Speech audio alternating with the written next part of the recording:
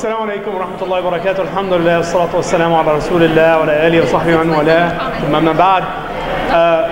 So we're in our last 100 meters of the race. If everyone can be patient, inshallah, and sit down, jazakumullah khairan, and give the same level of attention and energy that you've given throughout the day.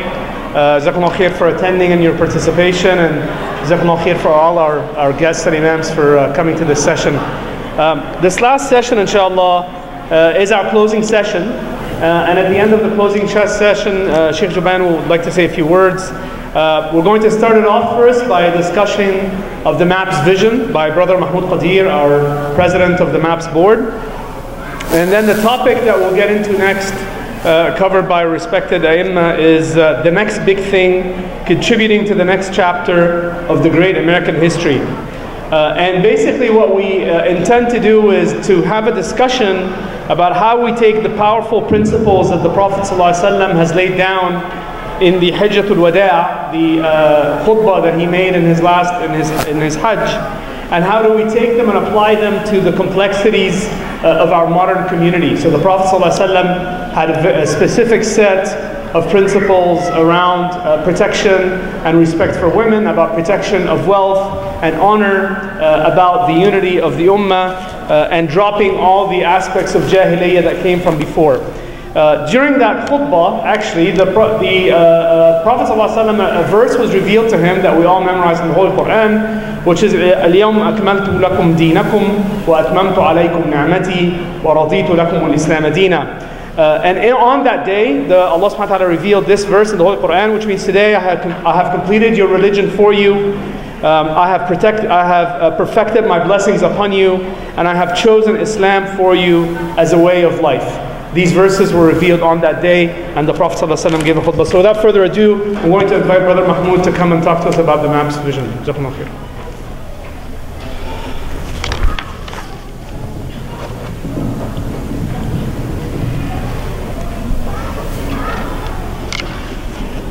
A'udhu billahi minash shaitani rajim. Bismillahir rahmanir rahim. First of all, I would like to thank all of you for spending 2 beautiful days, here at MAPS, away from a lot of activities that you could have done, to participate in our Seerah conference and learn from our revered leaders here that we were able to get for the benefit of the community. So I really want to thank all of you for coming and participating on it, and hopefully you had a wonderful time here. Did you enjoy the sessions? Yeah, great. So alhamdulillah, I personally had a great time in last 2 days learning from the leaders, etc. Next few minutes, what I thought I would do is share with you what MAPS is about. A lot of people are new here who has come for the first time, and then see how we will take some of these learnings and what we are doing about. So with that, the next slide. So if you look at MAPS, we started in 2006. There are a lot of activities that we have done from that particular time. Over 5,000 families, participate in different programs. 8,000 social participants are there, and we have 250 weekly sports. When you look at this environment and the facility, the diverse nature of the programs that we try to offer, with your help, there are hundreds of volunteers who are behind these programs. So I'm just here and standing and kind of explaining to you, what MAPS is doing, but there is a whole force behind it who's making this happen for us. And basically in MAPS, we try to create a foundation to support and to support you, basically, to really drive the programs, drive the things that you really are passionate about at MAPS.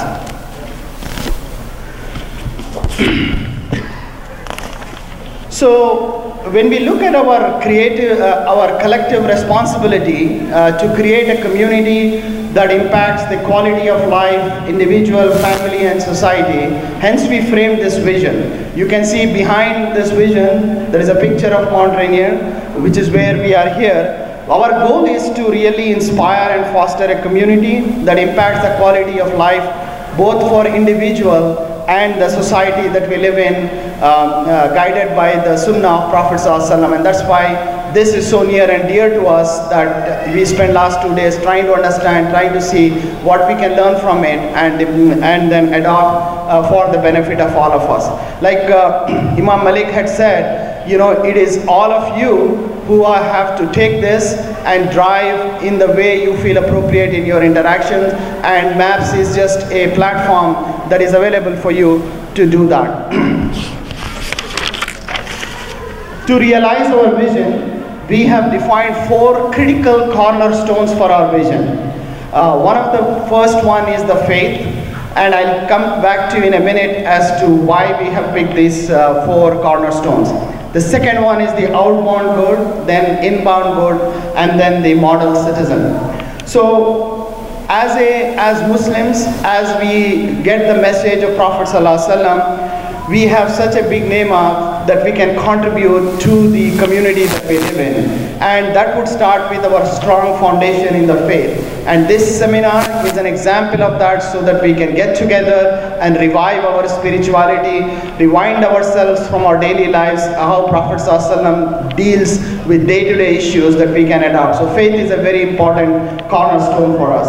The second one is, with our examples that we create, that we wanted to show you know, how we do the outbound good for the people that we interact with, and then the inbound good and the model citizen. So I'm going to go a little bit into each one of them.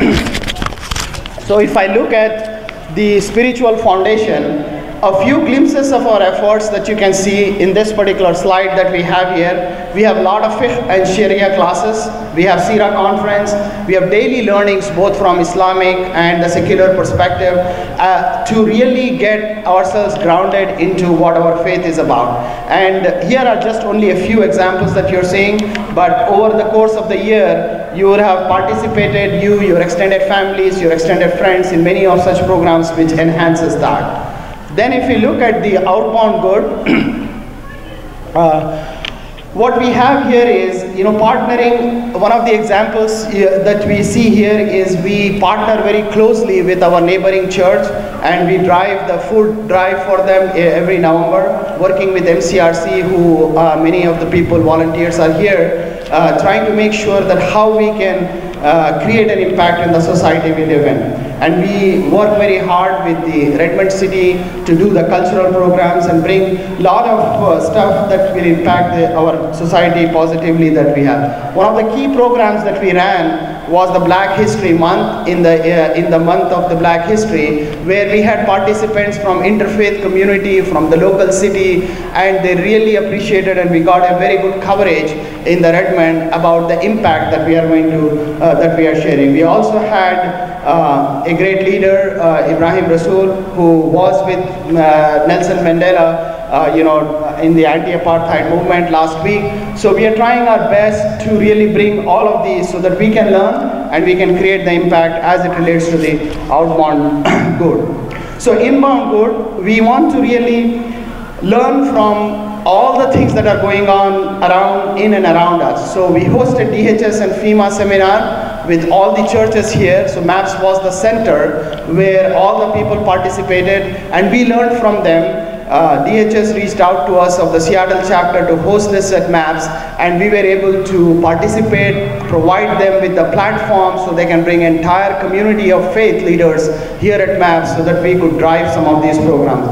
We ran a health fair for our community so that we are very, so we can find out about people who doesn't have insurance and the other stuff to get benefit from that. And we are trying our best to build very strong relationship with the local press as well as the local community that we have it. And all of this is with the goal of trying to leverage the best practices in the society that we live in. So there is some good that is going on that is happening outside our mosque, which we can leverage. We want to reach out and learn from it and improve ourselves both internally so that we can cause an impact to that. The next one is really the crux of all of this, but what we do. We want to transform ourselves into the model citizens. And those things cannot happen by just us, kind of writing something about it, or having our vision or having our goals. It transforms by having our actions. And we really are working very hard to create this thought in our youth, in our people who come and participate with us, you can see, and creating this knowledge with them. So we are focusing to create our children or the youth here to be the good citizens who learn it once. We started SAT classes. We had a lot of kids go through the SAT classes. They improved their score. They got into great colleges. We also are looking at started the other GRE, GMAT, and we are working with the Muslim health professionals of Washington State to really bring in the best that is there in University of Washington from the medical health perspective, so that we can create that knowledge, create that pipeline of our youth and our children, so that they can be the global citizens creating impact in the society that they live in. So if you look at our pillars of impact, you should pay close attention to on this particular slide on the left. See, we know we are doing something very little good when City of Redmond last week on a Friday evening sent this email to all their people. They said, no plans tonight, why not use your evening to expand your brain? And when Ibrahim Rasool, Ambassador Ibrahim Rasool was here, this was on their own. We just communicated with them, we are bringing him here, they can come and learn about the leadership in a diverse environment, and this was the email that was sent to all the city. So a small step at a time, we can take the example of the Muslims and create impact. And you can see on the right side, there is a great coverage. If you have not seen, you can go and read about it, about when the South African Ambassador Rasool visited us at MAPS, and some of his thoughts on leadership, on diversity. This is independent of religion. This is something we feel is extremely critical for us to drive towards creating impact in the society that we live in. So those were some of the cornerstones of the vision, and the framework which helps us realize that particular vision is, you can see here. If you look at this framework, we have launched this framework a few years ago. It has been very effective and working for us. In many of these areas, we have just sown the seeds. We haven't realized the full fruits yet, but we are on that particular path. So our focus is on youth, outreach, creating programs of quality which will help, and creating a platform where any idea which is going to create an impact in the society that we live in should have resources, should have the opportunity to do that when they are, when they come and participate with us at MAPS. And along with that, you see the facility and the infrastructure that we have to really focus on taking it to the next level, and we focus on that. So now coming back to this seminar, there are some of the key lessons in last 2 days that I personally have learned, and I can try to encapsulate here from these great speakers that we got from United States. So first one is confidence, not apologies. This is a very powerful statement. This ties up with our vision for the Seerah conference, and the confidence that with which we can operate as the human beings, standing for justice, wherever the opportunity comes, showing the good side of the human being and not being apologetic is a great eye-opener personally for me, and I'm sure you have gathered that as well. The second important point that I gathered was engaging in the broad community, not just Muslims. So how do we do that? And some of the past examples that I have shared in light of our 4 pillars of our vision, you have seen some of the efforts that we are doing in that particular area. Then the third one is actually very hard and very critical, which is focusing on actions instead of just speaking and trying to write something about it, and creating a service and impact. One of the speakers have said, how could we sign up to eliminate homelessness from Seattle? This is really a great problem that is existing in our society. What can we do together to address that particular thing? So coming up with these bold goals and taking small steps at a time is something that we should really, we will try to keep in our radar to do that. Then the fourth one is comprehensive and thoughtful and patient approach to problem solving.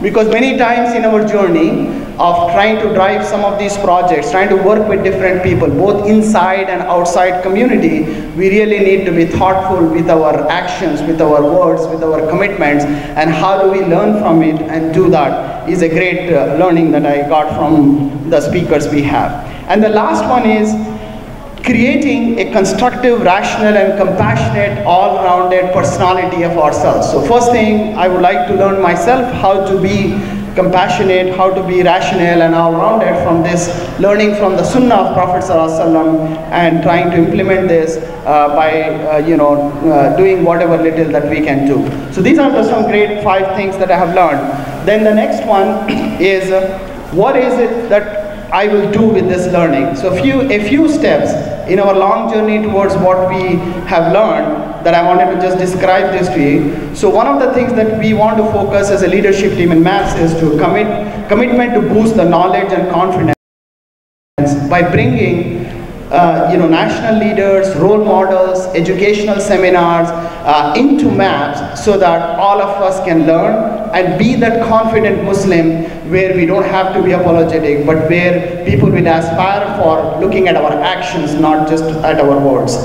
Then the second very important thing is accelerate MAPS community care services to all. We have Microsoft matching for the funds that we get, and thus that matching money we could use for the impact of the community that we live in. And we are expanding that reach to benefit the community independent of being Muslim. So we are looking at different projects to participate with the city of Redmond, and many other communities and the churches to see how we can expand that. The third one is launching a program and a hotline to address substance abuse in greater Seattle area. Like one of the speakers has said, we are on the east side. It doesn't mean that we have to be in our own cocoon of this particular area. So we are reaching out. 2 of our brothers, Brother Syed and Brother Fizzer, came up with this proposal to MAPS, and we immediately wanted to participate with the city of Seattle to look at what we can do both from the counseling and advising services and participate in the program so that we can help eliminate this particular problem which our community is facing. The fourth one is developing leadership and deepening our involvement with the agencies and the support system that we live in. It's extremely critical for us to be a part of the system that we are in. And you will be a part of that particular system as long as you contribute and you participate in that particular program. So we are reaching out to different agencies, different communities to make sure that we learn from that leadership and we build that leadership within our own community so that we can create an impact which is long lasting. And the last one is expanding the educational opportunities. Like I said, there are many programs that we try to create in MAPS which helps us enhance our education so that we can become better citizens. So at MAPS, I feel like we have sown the seed of the tree that still has to grow. And like Imam Murphy has said, this is an oak tree. It is going to take a very long time for it to grow, but we feel that we created that seed. Now we have to nurture it, we have to water it, and take it to the next level. I'm not sure whether we will be there, but if the foundation is strong and if we create things which create impact in the society, then people will protect itself and take it further. And I think this will help us create an impact that will create a long-lasting benefit to the society we live in and not just the Muslims. So in order to accomplish all of this, we obviously need all of your participation because these are very bold initiatives. Like I said, it's just, we still are talking, we haven't done much in it. In some areas we have done, so we need your help, your volunteer time and your dua. And importantly, we also need the financial assistance. So we do at MAPS one fundraiser every May. So we have that on May 16. And we would like you to participate in that, and we would like you to really help us so that you can see the benefits of your financial support both in upkeep of this facility and expansion of this. Like one of the colleagues that I was discussing from my office when I brought them to MAPS, non-Muslim people, they really feel proud that how open our community is, what we have created here. So now we have to take it to the next level. And I think for that we need resources, we need all your help you can. So, my request is to buy the tickets and, participate in this particular once a year function that we have, so we can sustain and continue to follow the Sunnah of Prophet ﷺ by creating impact in the society that we live in. Jazakumullah khair for your time, and Sheikh Jawan will have a few words. Thank you. Can you turn on the light, please, in the back?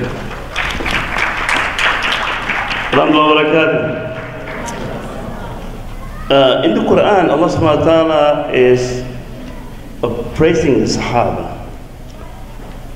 السابقون السابقون أولئك المقربون.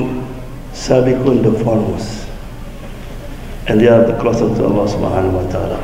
رضي الله عنهم ورضوا عنه. Allah pleased with them and they pleased with Allah subhanahu wa ta'ala. Do you know why?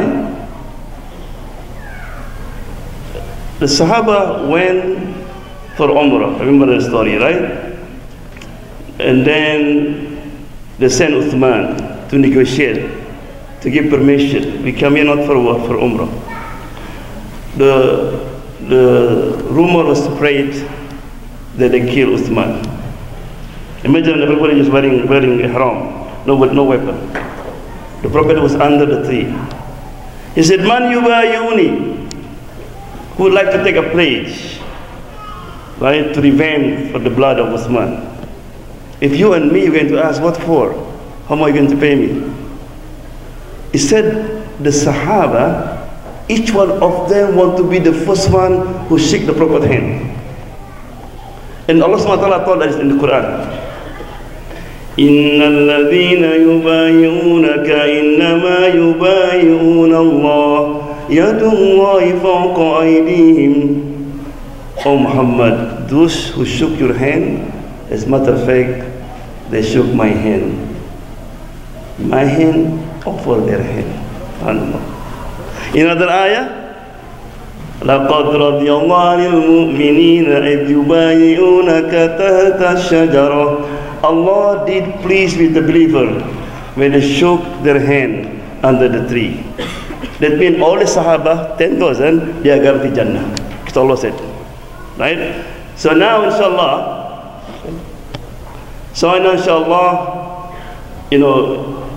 show our love to Rasulullah sallallahu, and said, I want to be like the Sahaba.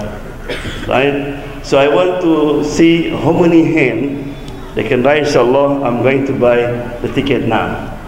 And Brother Riyad is here, So inshallah, at least you're going to be part of that, inshallah. How many hands, inshallah, can raise the hand? I want to come for the, mashallah, only one? You know what, Allah pleased with you? Two, mashallah, sister, come on, so that you love Rasulullah sallallahu. Yeah, mashallah, good. Sisters, mashallah, I have sisters here, inshallah. And also when you raise your hand, even on that day, for example, Father will come, may Allah give you long life, Allah still write them down for you, inshallah. Anybody else, inshallah? Before Brother Riyad? Please. We are in the front here, many, mashallah. Come on, brothers. Yeah. And also the Prophet said, Man dalla ala al-khayri kafa'ilihi. Who lead to good, he will get the same reward. So, everybody have Facebook, internet, please spread the word, inshallah. Brother Allah? Yeah. Do you know what it is? Come on, inshallah. Sister, Brother Riyad was begging you, inshallah. Anybody? Behind the front here. Brothers? Were you there when please make attention, inshallah. Yeah. So inshallah, because of time, so don't forget, try as best you can, don't leave before you buy the ticket, inshallah. Jazakallah khair. Assalamu alaikum wa barakatuh. Jazakumullah khair. Please don't forget to buy your tickets, very important before you go. And like the Prophet ﷺ said in the Khutbah al-Wada', which is actually the theme of this particular session, let the one that is present tell the one that is absent, right? So if you know of people that should be joining, inshallah, you're present, you let them know. So next we will have the topic about the next big thing contributing to the next chapter of the great American history. The Prophet's farewell sermon presents the prescription to ensure full human dignity in a reconciled society. It enunciates principles of economic justice, gender equality, social harmony, and spiritual values. As we strive to contribute to the next chapter of the great American history, how can we translate these powerful words into effective actions in our diverse, complex, and burgeoning community? So I'm going to ask Sheikh Jubain, inshallah, to get up. Do you want to go first? Okay. Brother Aziz.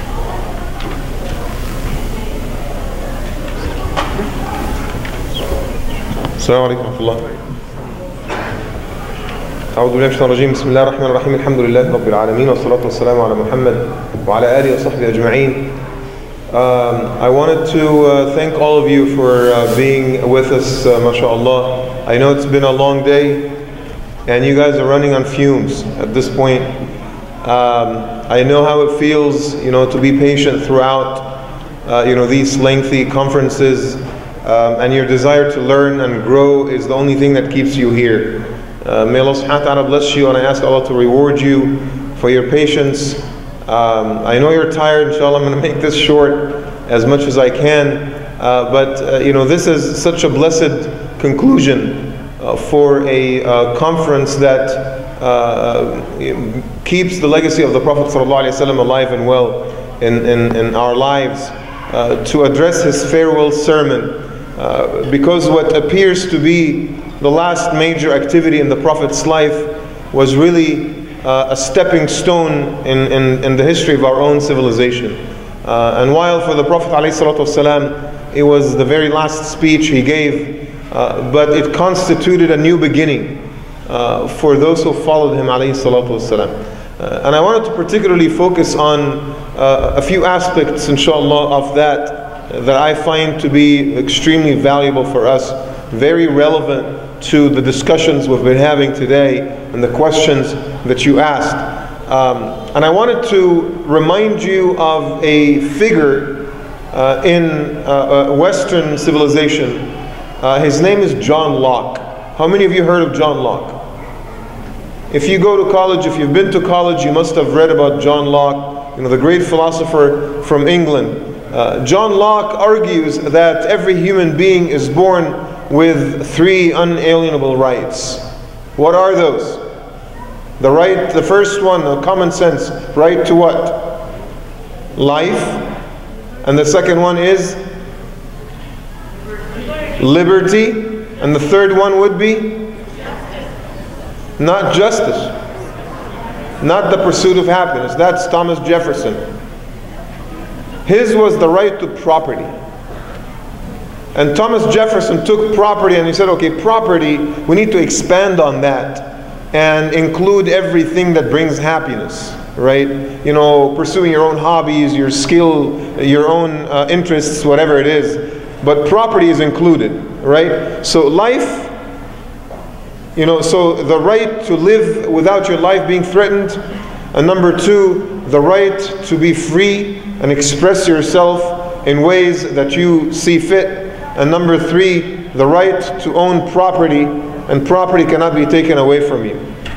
And I wanted to just do a little flashback and go back to the Prophet's time. But before I do that, I really wanted to emphasize, and I know that sometimes we're very critical of Western civilization, we're very critical of our country, we're very critical of our own policies, but at the end of the day, the fact of the matter still stands that societies that practice those three things, that honor those three principles, statistically seem to are the ones that are most prosperous on our planet today.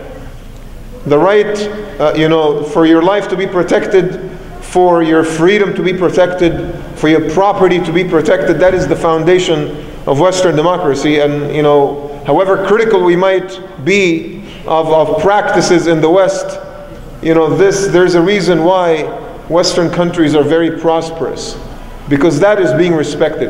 And right here in America in particular, America is a country that was founded upon the spirit of entrepreneurship. People who ventured out into the unknown, driven by zeal, driven by the desire to get wealthy, driven by the desire to practice their religion the way they want, driven by the desire to live in a free society, right? They ventured out into the dark waters of the New World, and they established, what came to be the United States, right? And yes, there's so many atrocities that were committed in the process. Massive crimes that were committed in the process. But I'm talking about the spirit that drove those people. And the spirit of entrepreneurship continues to be the one thing that makes America successful till the present day. The largest number of inventors, the largest number of businesses, the largest number of startups, the largest number of Nobel Prize winners still in the United States. These are facts, right? And that is why it strikes me as odd when we, the Muslim community, when we come, those of us who are immigrant, particularly the immigrant community, when we come to this country, right, we continue to practice the cultural norms that we have been brought up with within the American context and expect the children to follow those same cultural norms. And I am very specific about what I mean. The whole career thing, right? Pushing our children to go into a certain career path. What is the number one most commonly asked question to children in the Muslim community? Habibi, what are you going to be when you grow up? Jazakallah khair. You guys know what I'm talking about, right? What are you going to be when you grow up? When I ask children, what are you going to be when you grow up? And they give you an answer that is usually based on what they have been exposed to in the media, or the comic book they read. It is not based in any foundation of reality. I would like to be a doctor, I would like to be an engineer, I would like to be an attorney, I would like to be a cop or a firefighter or whatever it is, right? A particular career path in which you work for someone else and you get a salary. And we perpetuate that when we continue to ask them the same question over the years, and we get upset when they change. So sometimes they want to be a paleontologist, sometimes they want to be a firefighter. My son sometimes wants to be an engineer and a pilot, and on a good day he wants to be the imam. And then I get upset sometimes when he keeps changing the story and say, Adam, you need to decide on what you want to do. And then I catch myself committing the same crime, this same assault upon my own kid, pushing him to go into one box and lock this box, and that's it. You're stuck in this box for the rest of your life, right? And when they go to college, the other very common question that we ask college students is, what is it? What is your major? Exactly. What is your major? And when the kid tells you, well, I am undecided, oh my God, astaghfirullah, right? We get offended because what is wrong with you? 2 years in college and you're still undecided? And that's why I always say to my youth, guys, the best thing to do for yourselves is to be undecided for a while. Don't rush that decision. Take your time, get exposed, take so many classes. 2 or 3 years, whatever, it doesn't matter. Spend as much time as you need in college, because the decisions you make in college will affect the rest of your life. So this is not the battle you want to lose at any cost, right? And inshallah, 5 years later you graduate with the one major that you love the most. It could be the least expected thing ever, right? As many kids that grew up in the Middle East, again, this story is visceral to me because, this is what I went through. Ever since I was a kid, you're being fed. We don't have any doctors in the family. We don't have any doctors in the family. You know what that means? It means, inshallah, one day you need to become a doctor, right? And you grow up and you don't know that there are other choices out there. And you go through med school and you graduate as a physician and you realize it's just not for you. After 8 years in medical school, you come to a realization that this is just not for me. I don't want to do this for the rest of my life. And imagine how horrified my family was when I made the decision to switch. And people were crying and weeping in my family, right? My mother almost disavowed me. I spent months working with my mother to convince her that I'd rather start from scratch now than be miserable for the rest of my life. Alhamdulillah, now she's very happy and satisfied with my career choices. But I ended up going undergrad, from scratch, and I ended up getting a double major, and I ended up going to grad school, in the social sciences, and Allah subhanahu wa ta'ala had a completely different plan, and you end up the imam of a community. Wow. I would have never imagined that that would happen to me, but it was the best and most blessed thing that I've ever experienced, and it's all the work of Allah subhanahu wa ta'ala, right? So what I'm saying is that take advantage of the spirit of entrepreneurship in this country. Encourage the children and the youth to do what they want and to go to college and to learn what they want. And even if they choose a career path, engineer or physician or attorney or whatever it is, encourage them to work for someone for a couple of years, get experience, and then just venture out and start a business or start a consultancy or something where they work on their own, social entrepreneurship, economic entrepreneurship, whatever. But you, at some point, right, some of us at least, need to take advantage of the American spirit of entrepreneurship and go and establish something innovative, something from scratch, something novel, beautiful, a new idea, a new contribution, right? You become the person that creates the structure that other people plug themselves into, and not the other way around, right? Now, if you look at, why am I bringing this up? If you look at the Prophet ﷺ and his farewell sermon, you will realize that it is not very far from the spirit and the foundation of this country. And this is one of the things that we miss. We get so defensive, right? When the Prophet ﷺ gathers all the Muslims, all 120,000 of them, to share with them his very last thoughts, alayhi salatu wassalam, in the farewell sermon, he says, إِنَّ دِمَاءَكُمْ وَأَمْوَالَكُمْ وَأَعْرَاضَكُمْ حَرَامٌ عَلَيْكُمْ كَحُرْمَةِ يَوْمِكُمْ هَذَا فِي بَلَدِكُمْ هَذِي فِي شَهْرِكُمْ هَذَا. He says life, right? He says property, and then he says honor and dignity. Those three things shall be held sacred by you, and must be held sacred by you, and they will be more sanctified than the sanctity of this day and this month and this land. In the month of Al-Hijjah, the day of Arafah, and the land of Mecca. The Prophet ﷺ was saying, life, property, and dignity shall be held more sacred to you than this land, than Mecca itself, than the month of Al-Hijjah, and the day of Arafah. Essentially, the Prophet ﷺ was telling us what John Locke and Thomas Jefferson shared with humanity only 1200 years earlier, sallallahu alaihi wasallam. The right to life, the right to property, whatever you own shall be yours, and the right to dignity. And dignity is just a more sublime way of expressing the notions of liberty and freedom, where it is okay to express your thoughts and feelings. In America, liberty says that I can verbally assault someone else, right?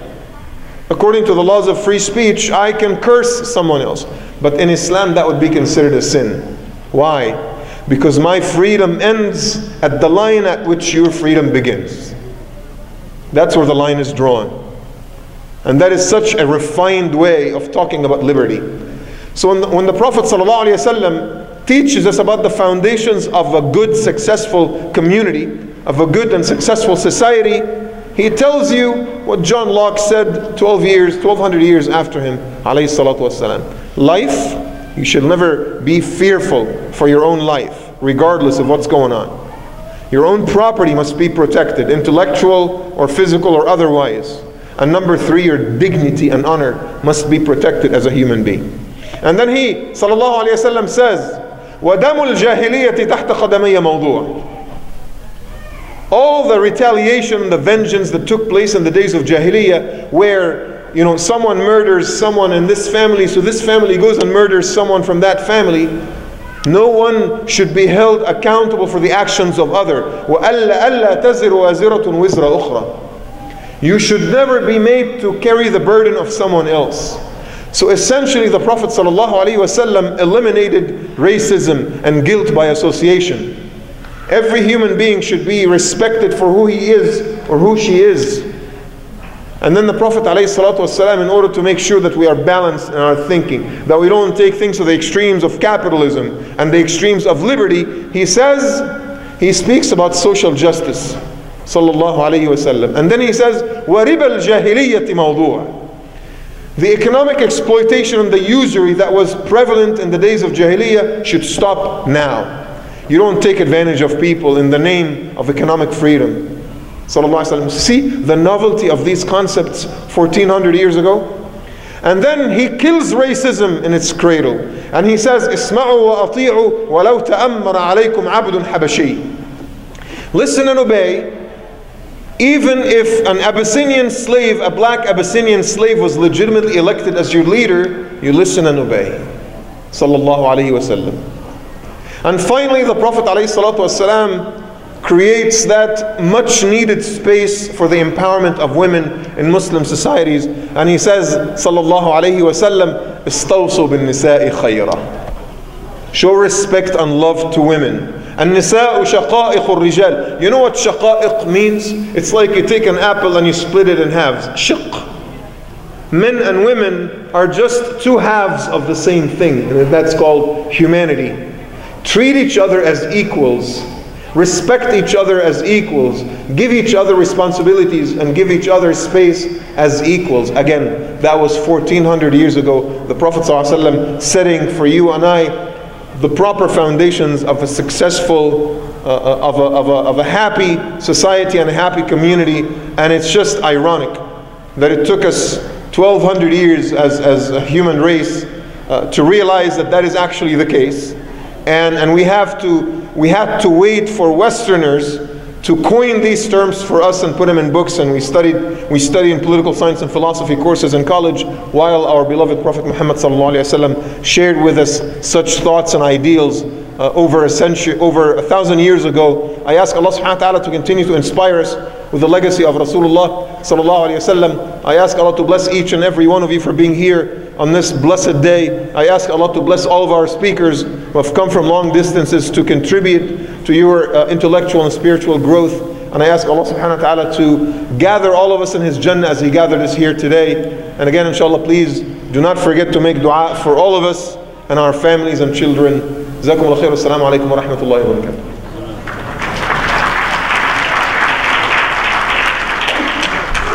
Jazakumullah khair, Imam Aziz. Sister Tahira, please.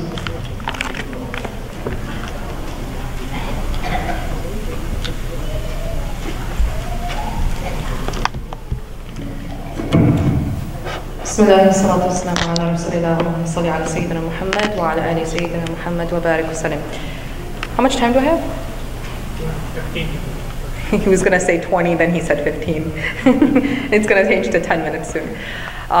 So actually, I would like for all of you to turn to the person next to you and share with them one thing that you have learned so far at this conference. Just take like 1 minute. Hopefully they won't subtract that from my time talk. So turn to the person next to you. Take 1 minute, just take 1 minute, and share one thing that you have learned at this conference.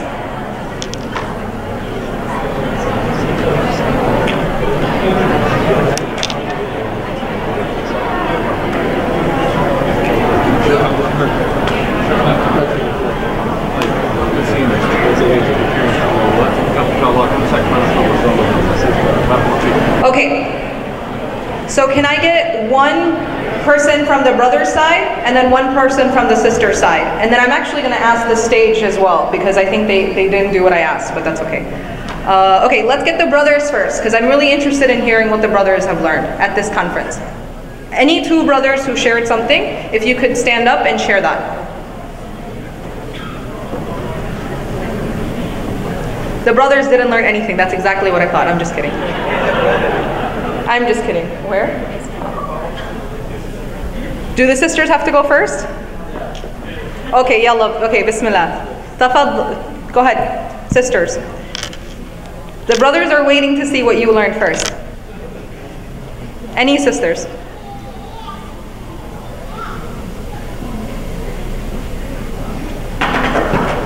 There we go. Okay. I actually learned a lot about the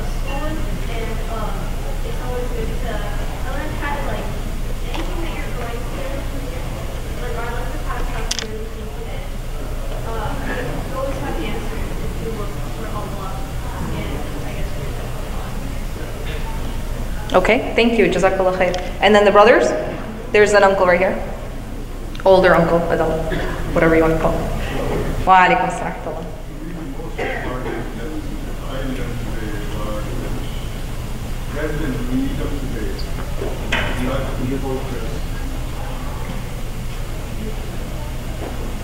We got to focus on the non-Muslims. We got to reach out to the community, especially in the United States and Western countries, where the hatred is being spread against us nowadays. I think that is a lesson that I can carry over.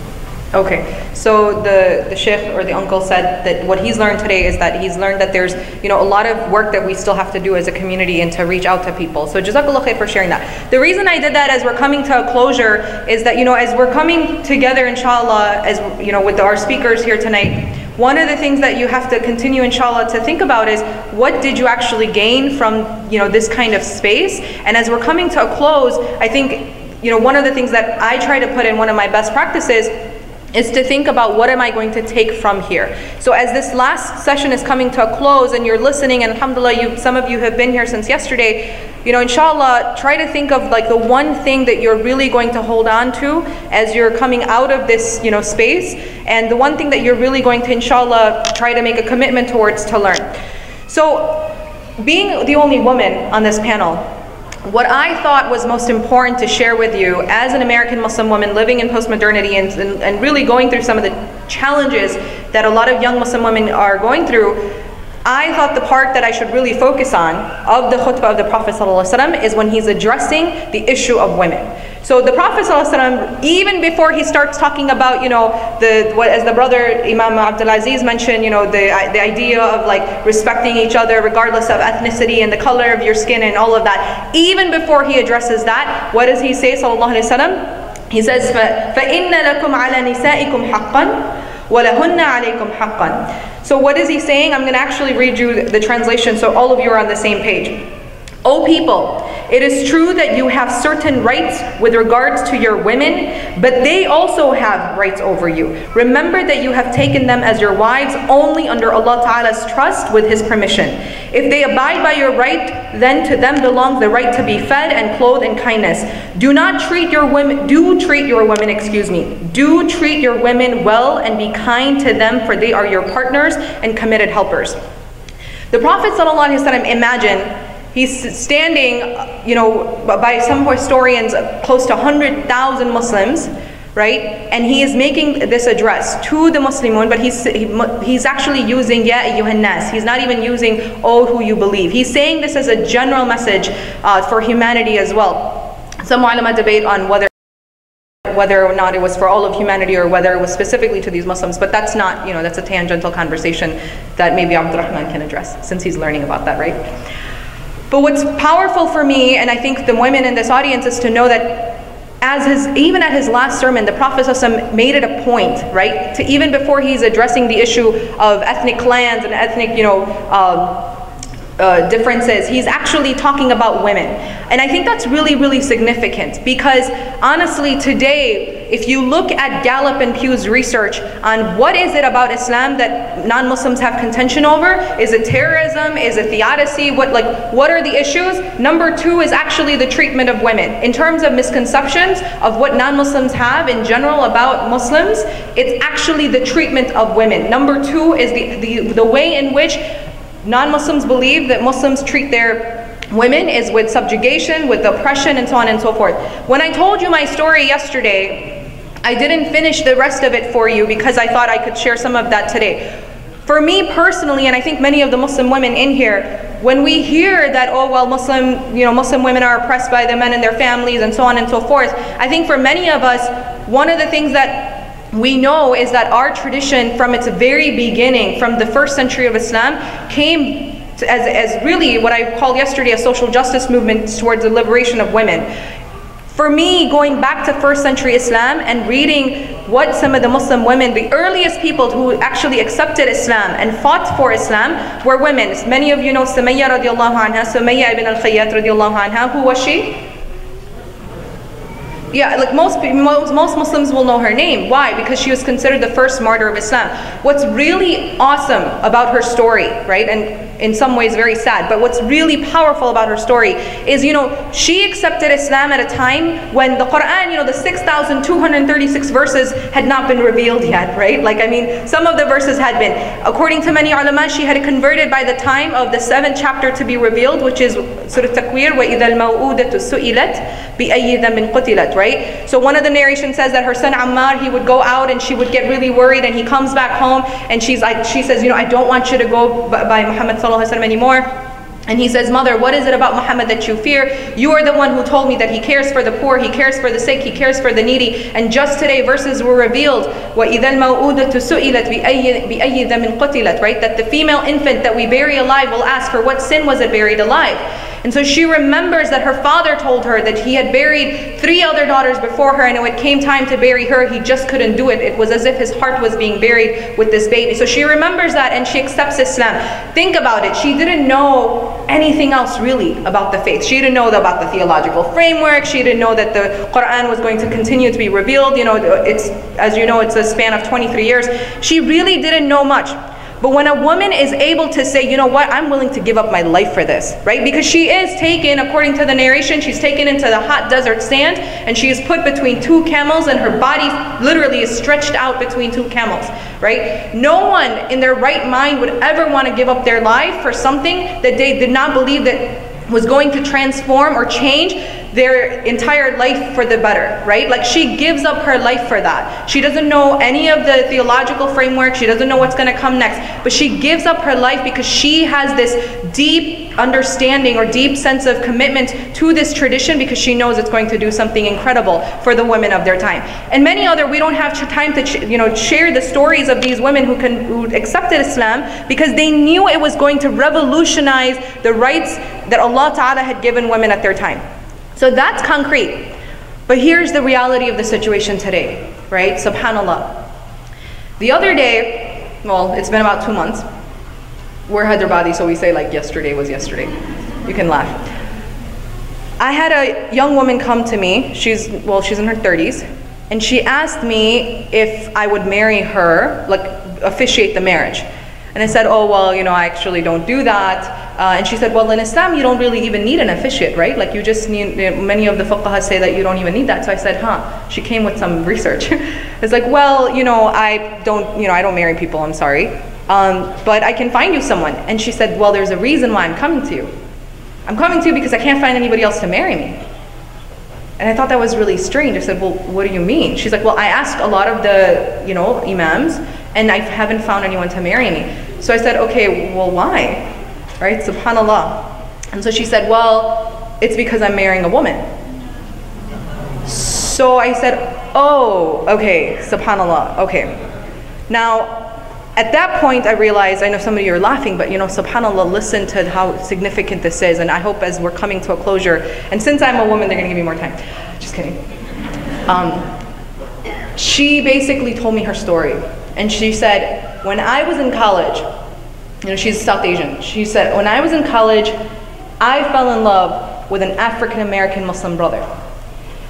And I did everything the right way. Like, I talked to my father, I talked to my mother, he talked to his. He was actually, born into Islam, so he wasn't even a convert. Like, his family was like really, SubhanAllah, like they raised him to be this incredible young Muslim man, mashallah. And basically the parents said no. And she was very devastated by that. Eventually, they married her to this person who, great IT professional, nothing against IT guys, worked for Microsoft, I think. No, just kidding. She basically got married to him, or she was virtually, in some ways forced into this marriage with him. It did not work out. It was a very, very, very bad marriage. She left that marriage. And then she started asking for Muslims to basically help her in getting married again, and that wasn't happening. A lot of people in the community were like, oh, she's been married before, oh, why? Oh, she was actually having this relationship with this black guy. Yeah, all these things, right? She was surrounded by this constant talk in the community. And even when she sought help, the ulama in her community, the imam, she would go to them. She said, I asked them for help. They were not helping me. And even with the problems that I had with my husband, I was told to have patience. I was told to have patience, and Allah Ta'ala will help you with your patience, be patient with your husband, and so on and so forth. None of that worked. And then finally she said, you know what? I met a woman that changed everything in my life, and her name is Irshad Manji. And Irshad Manji taught me that Islam actually needs a reform, and Islam in many ways is very behind compared to the Christians and the Jews. They have been able to go through their own reformation processes, and Islam is very behind. And you know what? I started to really think that this is what needs to happen. And she basically joined the Manji movement, as I like to call it. And how many of you know who Irshad Manji is, by the way? So I'm not like talking to a, okay, all right, most of you know. So as you know, Irshad Manji is a lesbian Muslim who has called for a reform within the Muslim tradition. And there's a lot of other things that we don't have time to share right now. But she basically joined this movement, and she said, you know what, I'm looking for someone to marry me to this Muslim woman, another Muslim woman, and if you can help me, that's great. If you can't, that's fine. When I started to realize, subhanAllah, that she is not alone. There are many Muslim women in this country who have either left the tradition or are looking at different ways to find happiness within their communities because they have been rejected by their own communities. This number is actually growing. There are people who are actually going to be doing dissertations on it, who are going to be studying it. Some of you are familiar with, something simple as Unmas, which starts to look at what's happening in the Muslim community around, sustainability within a mosque situation. As you know, only 7% of American Muslims actually attend a masjid, right? That was the last stat that was taken. Only 7% out of what is maybe 9 to 10 million Muslims are actually going to the masjid. So all of you are already part of a very small minority that are actually coming into the masjid space. Now imagine for those who are coming and then told, well, sister, you can't be on the board because we have a quota of five women, right?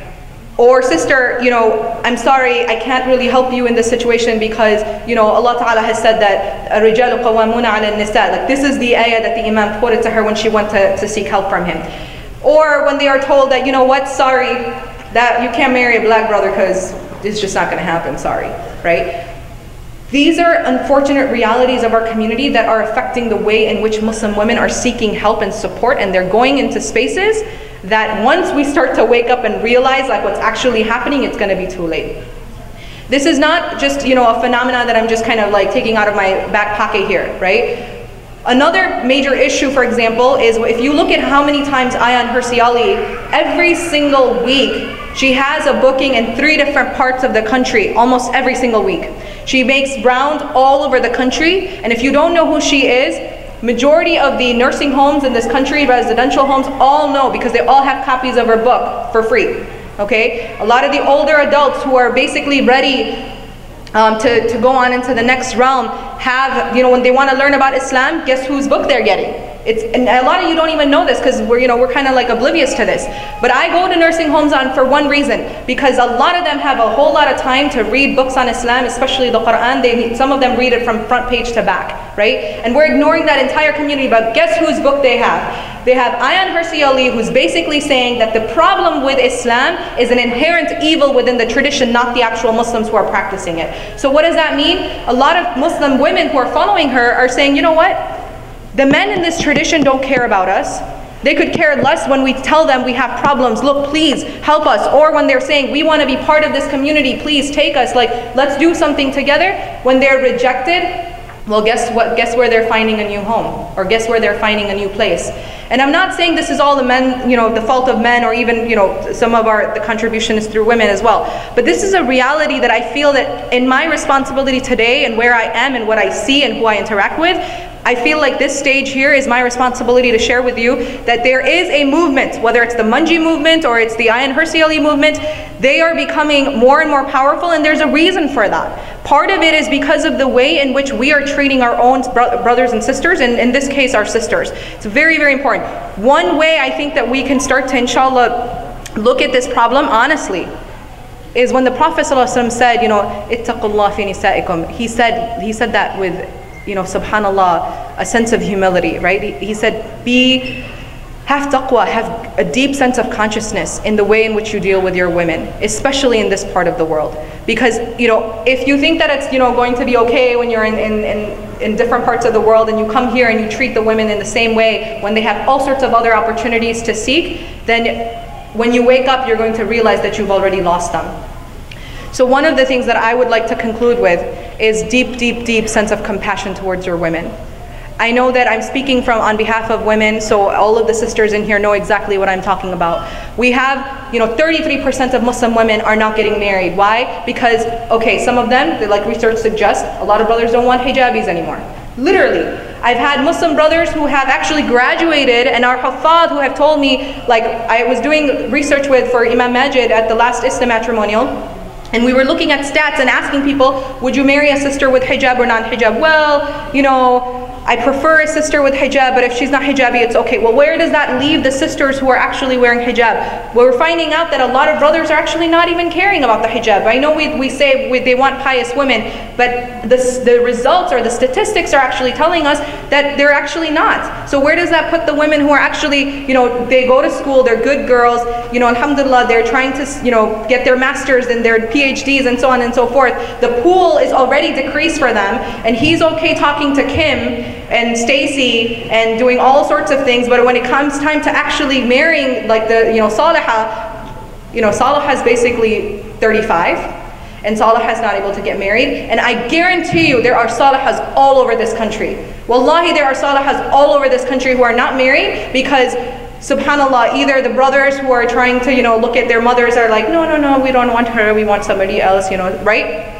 But this has to stop. I hope that message of compassion is there. I want to end with something really profound that the Prophet ﷺ did, which I think is the pristine example of compassion.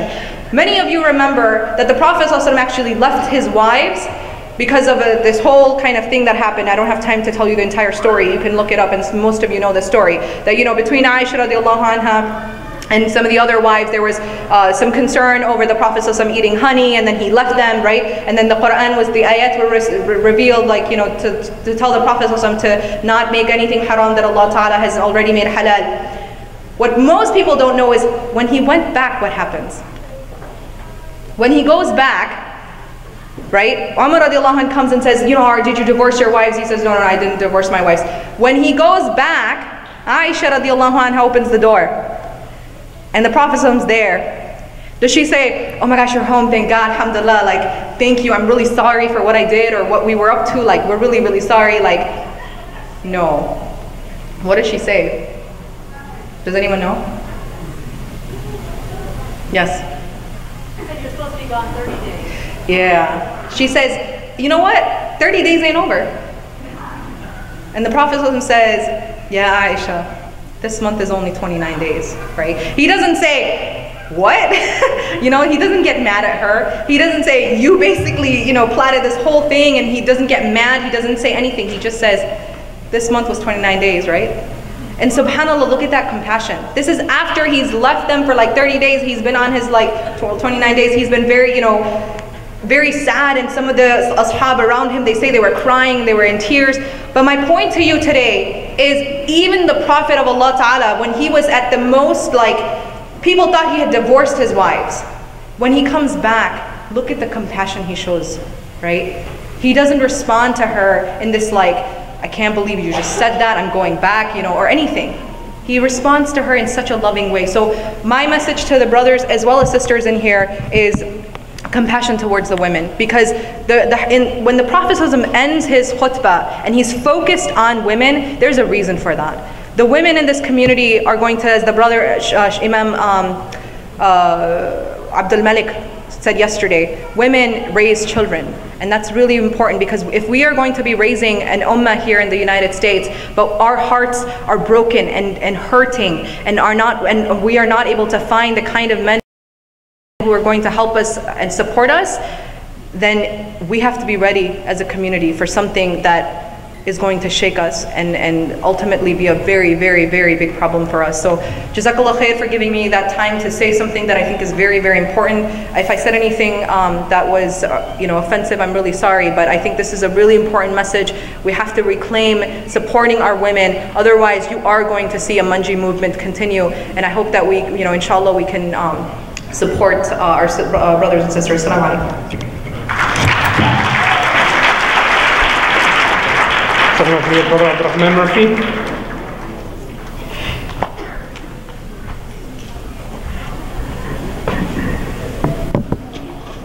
Assalamu alaikum. Bismillah walhamdulillah wa salatu wa salamu ala rasulillah wa ala alihi wa sahbihi wa man tabi'ahum bi ihsanin ila yawmiddin. Allahumma ja'alna minhum ameen. How is everybody doing? Alhamdulillah. It's good to have, alhamdulillah, the strong, the survivors, those who made it to the final session, mashallah. MashaAllah, Imam Aziz and Ustad Tahira, they covered the final khutbah pretty comprehensively in terms of how the Prophet Muhammad ﷺ gave his message. Now, one thing that was unique that I think we need to make clear to understand the weight of the final days, if not like months, of the life of the Prophet Muhammad ﷺ, is that he knew, he had an idea, right? It's part of our belief that he was aware due to certain signs that had occurred in his life, one of which being, for example, reviewing the Quran twice with angel Jibreel alayhi salam, that he was aware that his life was coming to a close, right? Now, whether or not he knew exactly which day or what time, that's debatable amongst the scholars, but we understand as the majority Sunni Muslim community that the Prophet ﷺ, in the end of his life, there were signs that became apparent to him that his life and the message were coming to a close, right? And there's numerous signs, but just understand that. So whatever he said towards the end of his life then carries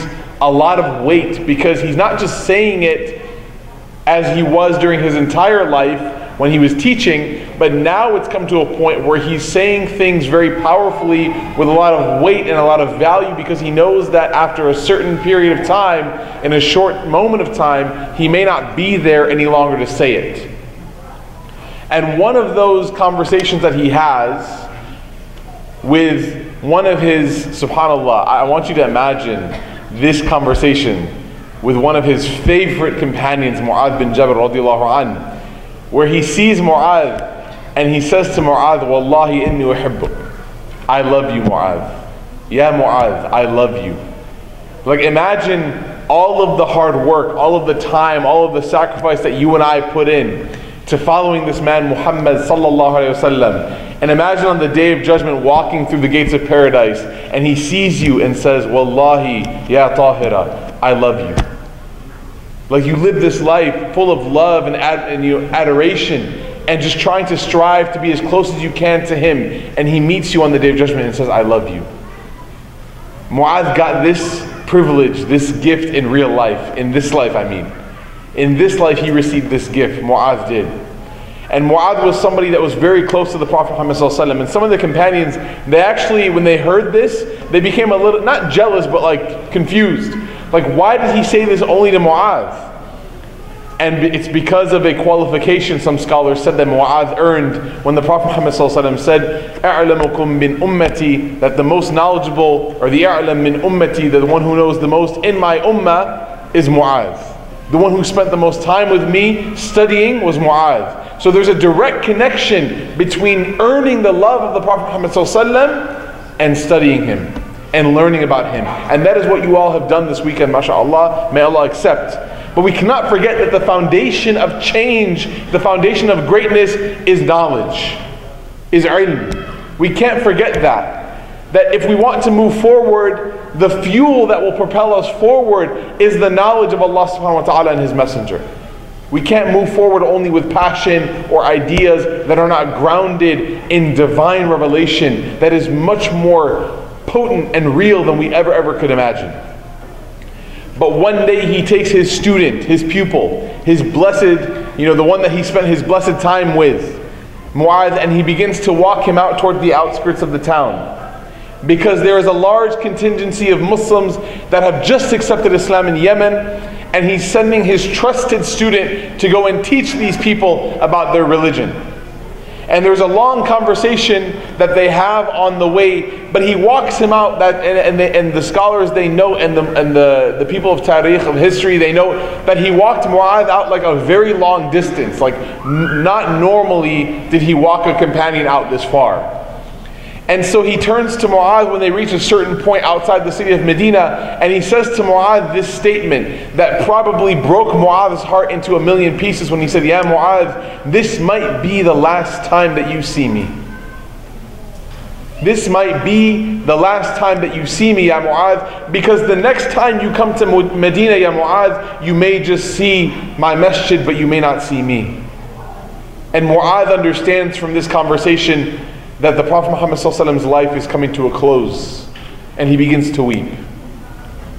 Much similar to the relationship he had with Abu Bakr Siddiq radiallahu anh, when in the middle of a reminder to the community, he said that God has given his servant a choice, and to join him, and his servant has chosen to join his master or his creator. And Abu Bakr Siddiq began to cry because he realized that this was the end of the life of the Prophet Muhammad sallallahu alaihi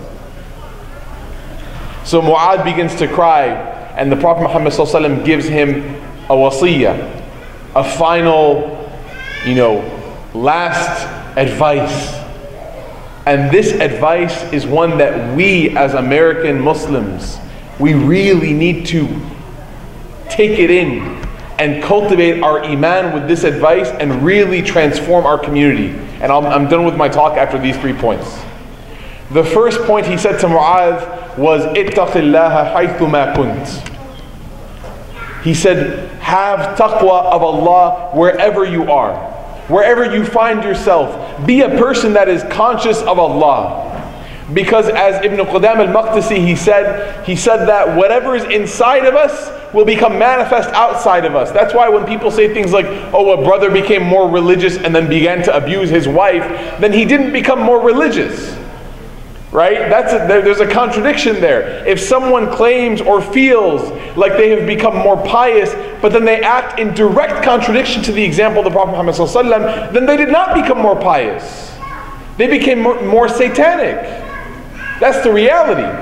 So the core of our existence and our actions is reflected on our taqwa. Inna fil jasadi mudgha. إذا صلحت صلح الجسد كله وإذا فسدت فسد الجسد كله ألا وهي qalb. The Prophet Muhammad ﷺ said, in the body there is a piece of flesh, there's an organ. If it's upright, then the entire body will be fine. But if that piece of flesh, that little thing, that mudgha, if it is corrupt, then there's no hope for the rest of the body. Everything will be damaged. Verily it is the heart. Ittaq Allah haythu ma kunt. Ya Mu'adh, whenever you encounter any situation, do not forget your heart.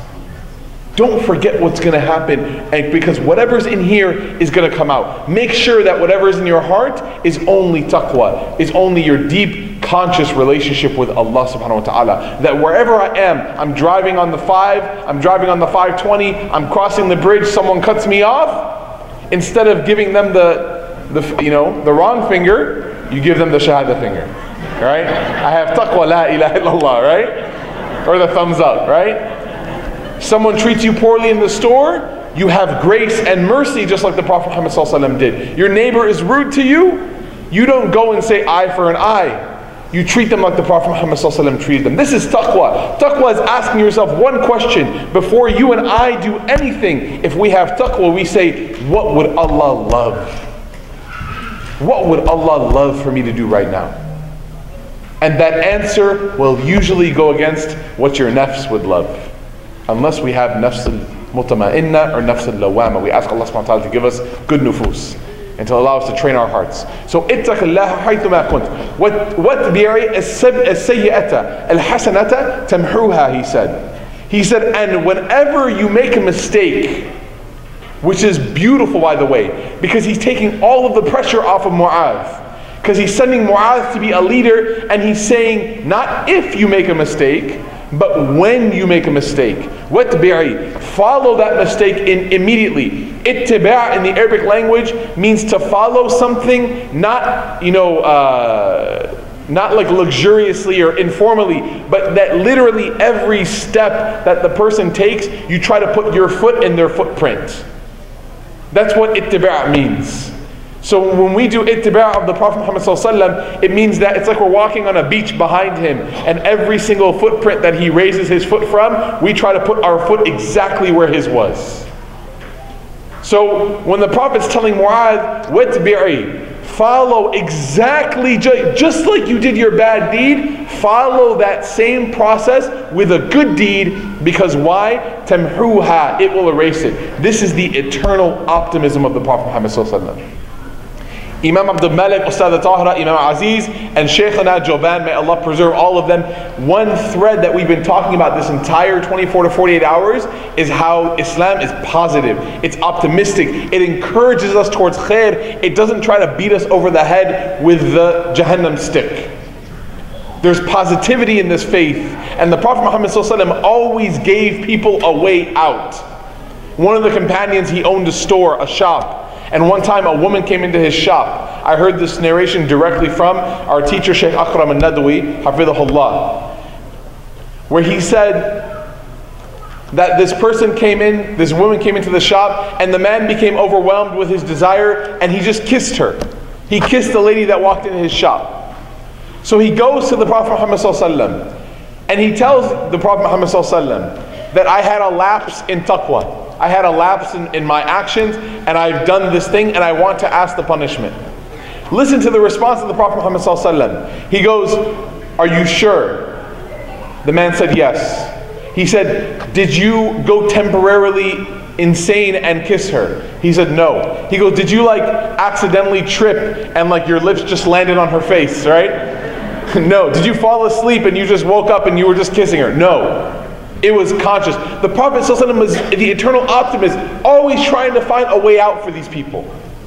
Always trying to say, look, there's a way out. So then the man basically establishes the hujjah, itmam al-hujjah, right, on himself. He says, I've completely given you all the proof. I've established the proof on myself. I did it, I admit it, I admit it, I admit it. The Prophet Muhammad, and he says, I want the punishment. Whatever the social consequences, I want it, I need it, I deserve it. The Prophet Muhammad says, hold on, it's time to pray Asr. The adhan for Asr, he said, let's pray, and afterwards we'll figure out this problem. They go and pray, and afterwards the Prophet Muhammad turns around, and listen to this next one. He says, which one of you was it that came to me and asked me about that issue we were dealing before prayer? Let's be real. Do you think the Prophet forgot that person's face within 5 minutes? Of course not. This was another escape route for him. You don't have to raise your hand, right? If you do, I'll know. But if you don't, my lips are sealed. But this companion had so much ikhlas, so much sincerity, didn't want to take this route. He said, Ya Rasulullah, it was me. The Prophet Muhammad said, did you pray with us? He said, yes. He goes, did you ask Allah for forgiveness of your sins during prayer? He said, yes. He goes, go, you've been forgiven. After he made the bad mistake of violating that woman's honor, privacy, physical space, etc., we would consider that sexual harassment nowadays. What did he do? Immediately admitted his mistake, ran to the Prophet Muhammad ﷺ, prayed Asr prayer with the Jama'ah, and the Prophet said, this step has erased your bad deed, because you were sincere in your nadam, in your regret. وَاتْبِعِ السَّيِّئَةَ الْحَسَنَةَ تَمْحُوهَا. And the final step he gave to Mu'adh, وَخَالِقِ النَّاسِ بِخُلُقٍ حَسَنٍ. And treat people well. The first step is entirely based in the internal reality of the qalb, of the heart. The second step teaches us about what our heart does when it manifests in actions. And the third teaches us about our responsibility and influence over other people. And he tells this to Mu'adh, and this is the final conversation that Mu'adh bin Jabal, the most beloved student of the Prophet Muhammad ﷺ, the one who was most knowledgeable, the Prophet Muhammad ﷺ said, fi halal wa haram, in all the issues of fiqh, the one that they used to go to after the death of the Prophet ﷺ to get fatwa, this was the last conversation he had before he went to Yemen to teach an entire country about this faith. Was what? Number one, be conscious of Allah, do good when you do bad, to erase it, and treat people well. This should be our motto, our mission statement. When we leave this conference today, can we do these three things, yes or no? We will try, inshallah, to do these three things. To be people who have taqwa, to be people who every mistake, because it's inevitable, we will make mistakes, who every time we make a mistake, we immediately fix it. Immediately. The angels have been commanded to hold their pen for hours, because Allah subhanahu wa ta'ala said, my slave might ask for forgiveness, and if they do, it's as if it was never written.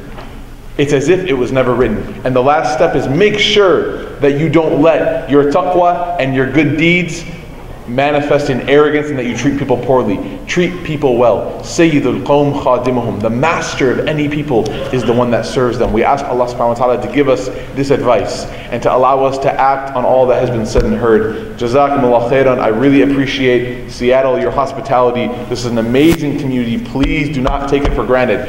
Do not take Sheikh Joban for granted. You know they say, Gar ki murgi dal barabar, right? That the house chicken is like lentils. He's not gar ki murgi, okay? He's not house chicken. Sorry, Sheikh. He's very, very important, right? He's mashallah someone that we really, and we don't want to say this in front of, but we really admire, all of us young students of knowledge, we really admire people like Sheikh Joban. Whenever I see him, mashallah, it's always a pleasure, it's always a blessing. So please, please spend time here, give back to your community, be a part of a great community. Ustadha Tahira and I were just commenting on the fact that this space, just in and of itself, is representative of what we dream most masajid can accomplish. Where brothers and sisters can congregate together, learn about their deen together, and then after we learn, go and pray together as one beautiful community of the Prophet Muhammad sallallahu alaihi wasallam. This is, you guys are already very, very much ahead of other communities in a lot of ways. Don't let that cause stagnation. Keep going, keep pushing, keep having conferences and keep supporting one another. We ask Allah to accept. Jazakumullah khairan wa salamu alaikum wa rahmatullahi wa barakatuh.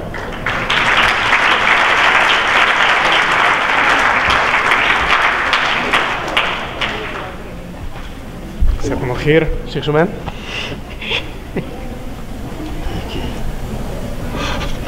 Assalamu alaikum wa rahmatullahi wa barakatuh.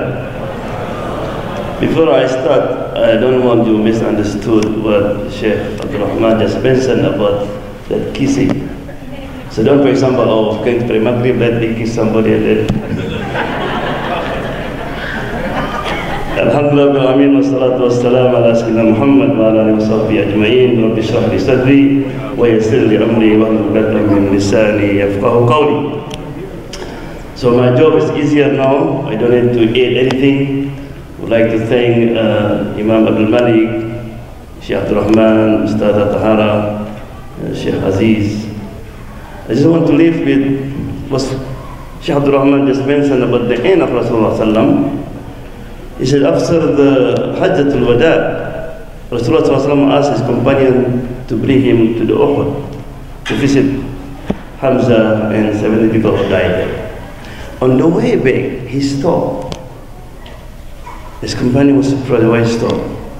He said, Ishtaqtu ila ahbabi. He said, I miss my beloveds. His companion was surprised. Are we not your beloveds? He said, La, antum ashabi. You are my companions. Who is your beloved? Qawmun ya'tuna ba'di. The people will come after me. Walam yarawni. Didn't see me. Wa amanu bi. And believe in me. I know you know the story. So Rasulullah miss us. So the question, are we miss Rasulullah? That's number one. Number two, after that Rasulullah was sick. Then Jibril came, Ya Rasulullah, Malakul Maut outside. He asked permission. No. Only a person that when the angel comes, they ask permission. What Rasulullah said, Ya Jibril, Kaifa ummati, subhanallah. Again, say, how about my people? So don't worry. Even your people will come on the end, but Allah subhanahu wa ta'ala will call them the first one. Let him come. Malakul Maut came. And then he offered again. Like Shaykh Abdul Rahman mentioned, Ya Muhammad, Allah subhanahu wa ta'ala asked me to choose between to meet him now or you live until the end of this world and you go to Jannah. قال الرفيق الأعلى الرفيق الأعلى الرفيق الأعلى. No, I want to meet him. So the angel now start taking his soul. You know the soul start from the feet, and the soul feel a pain. And he said, Ya Malakul Maut, take it easy. It's so painful. And he said, Ya Rasulullah, I never take anybody's soul as easy as this. Oh, no. And he said that, do my ummah going to suffer like this?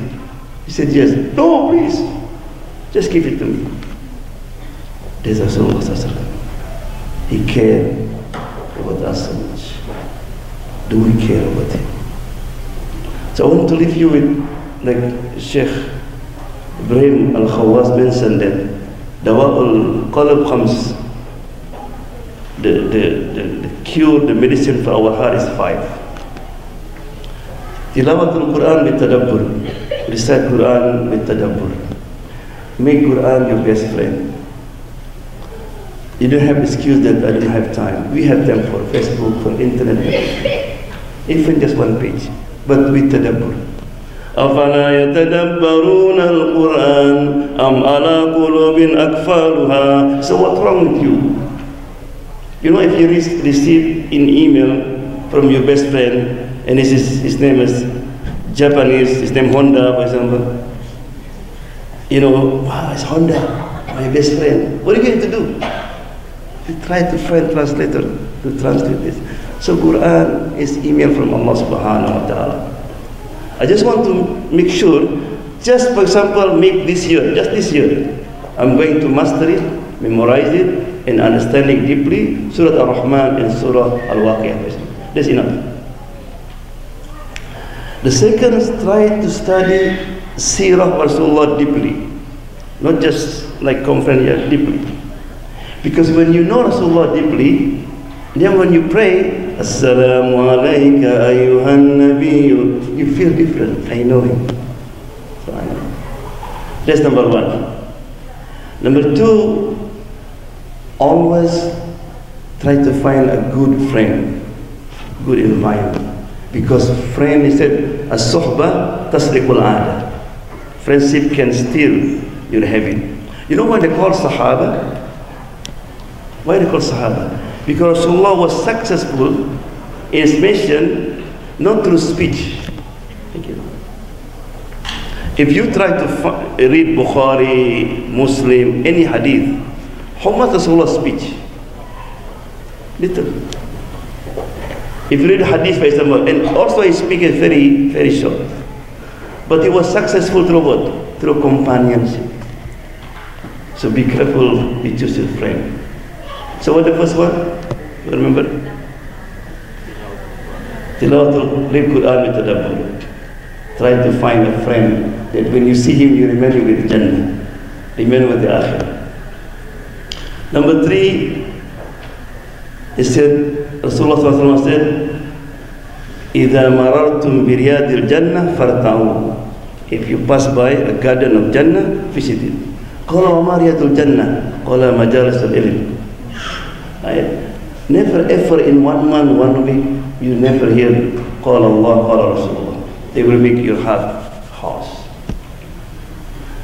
And number 4, at-tadarru in the sahar. Try to talk to Allah subhanahu wa ta'ala before Fajr. You know, somebody called a sheikh and complaining about half hour, about his life, about his business. And the sheikh said, I don't have all this solution. Can you talk to Allah like you talk to me now? Sheikh, try it. And after a week he called the sheikh, say you are right. Please tell everybody, when they have problem, just talk to Allah subhanahu wa ta'ala at night, alone. Even now, I was there, but Imam Malik was talking, a sister from New York called me. He said, I have distress. And then I repeated it, talk tonight. I said, what time? After 2 o'clock. Right? Inshallah. And the last one, tadhakkurul maut, remember death. Right? Always remember death. You know, when you always remember death, you're going to backbite, you're going to do something, you know, and I ask question, this is the last question, inshallah. If you're going to pray, and the angel whisper into your ear, as a sister, you're going to die after you pray. How you pray? Oh, you're very good. Yeah. So the brother and sister, first the Prophet said, Man la yashkurun nas la yashkurullah. Who does not thank the people, he does not thank to Allah subhanahu wa ta'ala. So I'd like to thank to all the people's brothers and sisters, who made all this preparation and successful conference. Right? May Allah reward them, inshallah. And also we'd like to thank to all speakers who come from far away and give us knowledge. Right? And thank to everybody here, inshallah. May Allah reward you for step. And we ask Allah subhanahu wa ta'ala, like Allah subhanahu wa ta'ala gather us together here. Inshallah, Allah gather us together fi Jannat al-Firdaus. Jazakallah khair, wa billahi tawfiq wa hidayah. Assalamu alaikum wa rahmatullahi wa barakatuh.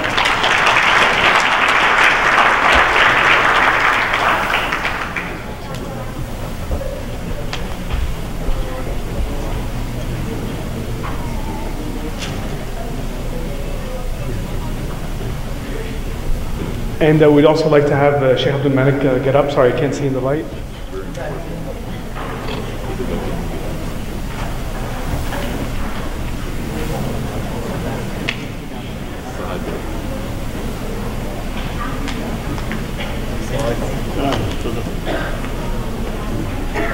Assalamu alaikum. You guys are so wonderful. You've been here all day.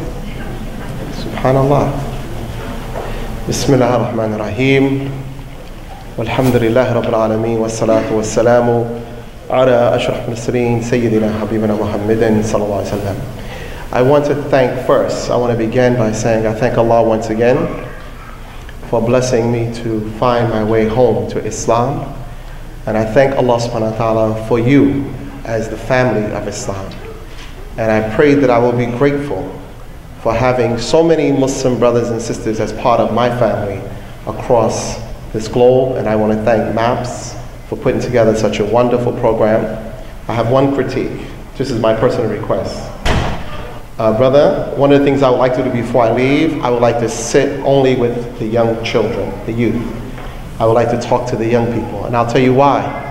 There's no way to have a bright future unless you cultivate the hearts of the next generation and prepare them for leadership and responsibility.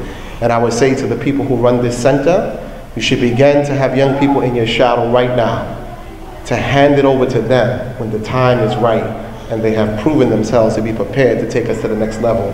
Because right now you're doing a fantastic job. But as we get older and we can no longer do the things that we need to do, we must make sure that our young brothers and sisters are ready to take on the assignment and take us to the next level, inshallah. I want to address the Prophet ﷺ's speech, but before I do that, I want to remind us of something very critical. Our sister made a very important point of how Islam is attacked and portrayed in media in the Western world. And they start out with the attack on Muslim women and how Muslim men treat Muslim women. First of all, don't fall for the trickery, because it's deception. You know how many women in America are abused and raped every year? Over 500,000 women in the military have been raped. There's a documentary you can check out, put together by an American Caucasian woman who documented her experience and all the women that get raped in the military who are punished when they speak up. Don't be fooled by believing that somehow the only oppressed women exist in the world of Islam. In America, we have laws of domestic violence because men beat on women in this country. So we can't accept the idea that somehow the Muslim woman is the victim and the Muslim men are so evil and only Muslim men and Muslim women have problems. No, we do have problems. But we're not the only ones. And there are great men and women in the Muslim community. There are some wonderful brothers who are kind and loving and respectful to their wives. And there are some sisters that are great wives, they're great mothers, they're great companions. And again, we need to celebrate the good that's in our community and stop allowing people to make us look at the imperfection because we lose focus. No, we gotta find the good. There are challenges. Racism is not going nowhere. Sexism is not going nowhere. As long as the devil is in existence, we will have corruption in this world. But we were made to be victorious over the evil, because in the end, Allah's word is supreme. You see, people tell me, oh, you know, I want to ask you a question. Well, why do Muslim men do this? Why do Muslims do this to their women? Really? You want to start that conversation with me? They say, you know, they sell Muslim women around the world. The Muslims are selling women. Shut up. Because in every major city in America, you sell women. You call it the escort service. It's legalized prostitution. It's just another name for the same stupid game, and it's deception, and it's destructive to the very spirit of womanhood. So they're not in a position to tell us how bad we are. We got our own troubles here. I have 5 daughters, and every day I pick up the newspaper, it's somebody molesting some girl. I've had family members that work in social services industry that they're dealing with child abuse and sexual exploitation of children. I was on the highway in Florida. They got signs and billboards all over the place because there's a lot of trafficking going on of children. Not just of women, but they're abusing children on CNN. French soldiers just got busted because they was making children in Africa do things to them that they should never have children do in exchange for food and water. They was abusing them sexually, and now they've been exposed, and it's not nothing new. They've been doing it for a very long time. Now we just have cameras, and more people are having the courage to speak up. The Catholic Church, how long have they been abusing boys? How long? It just came out recently. So the Muslims, we do have some issues, no doubt. But we're like all other people. Everybody has issues. And we cannot allow people to make us feel that somehow we are less than human, or our faith robs us of our humanity. If we practice Islam, we will reflect the best that is in the human spirit. And that is exemplified by the very life that the Prophet lived, and by the number of people his message has liberated. And he began his mission, and his first supporter was a woman named Khadija radiallahu anha. She is the first believer in the Rasulullah sallallahu alaihi wasallam, and they had a bond that was so strong that when the Prophet was uncertain of his experience in Ghar al-Hira, he didn't go to Abu Bakr, he didn't go to Uthman, he didn't go to Ali, he went to Khadija. He said, Zammiluni, Zammiluni, cover me, cover me, cover me. And it was his wife who gave him assurance that because of your very character, you would never have been forsaken by God. For you feed the poor, you visit the sick, and you honor the widow. The Prophet is the best example for us. So Muslims, if I never see you again, keep your head up. Be humble, but in the presence of darkness, don't let anybody make you feel that somehow being a Muslim makes you oppressed. You are liberated more than you know. And if we get to dress code, which we don't really have time for it, but the Muslim woman's dress code reflects some of the most important principles of womanhood, that when men look upon women, it should not be at the flesh, but look at the character, the heart, and the mind. A Muslim woman's greatness is not in obedience to man, but in obedience to Allah subhanahu wa ta'ala. And you wear what you wear for the sake of Allah. And you are the flagships of Islam. Can Muslim men do better? Yes, we can do better. Yes. And I say to the Muslim brothers that are sitting here, don't let anybody disrespect our women and harm our children. We must not be cowards. We must not run. We must be like Moses and pick the snake up by the head and have faith in Allah subhanahu wa ta'ala. And stop running like cowards. Some brothers, when they go to the mall, their wives have on hijab, they want to let her out in front of the mall while they go park the car 100 cars down because they don't want to be seen with their wife. Why?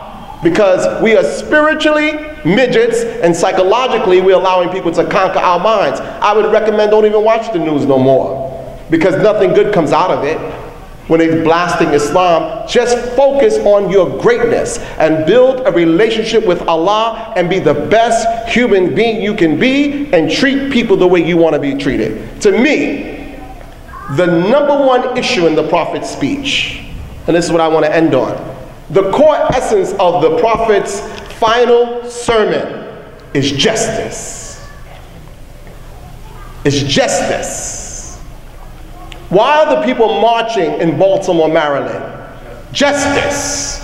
Why do people march for Trayvon Martin? Justice. Why do people march for the people, for the young brother who got killed, Ahmed Diallo, who was shot at 41 times, hit with 19 bullets because he reached for his wallet to get his key to go into his own house? Why are people marching for Freddie Gray? Justice. Why do people scream for the Palestinians? They want justice. Why are the people crying about what took place in Abu Ghraib? Why are many Americans, more so than the Muslims, pushing the government to close down Guantanamo Bay and to stop these secret prisons and capturing people and torturing people and raping people? I read a book just the other day, I'm finishing up, by Bernard Carrick. From Jail to Jailer. He's the former police commissioner of New York City Police Department, and he's the former commissioner for the correctional facility. In his book, he said that they raped, they sodomized, they killed, they starved, and they abused the Muslims in the prisons of Abu Ghraib. What do you expect Muslims to do when you do things like that to their children? What do you expect from them? You tell me, what would we do as Americans if people do that to our children? We wouldn't take it lightly.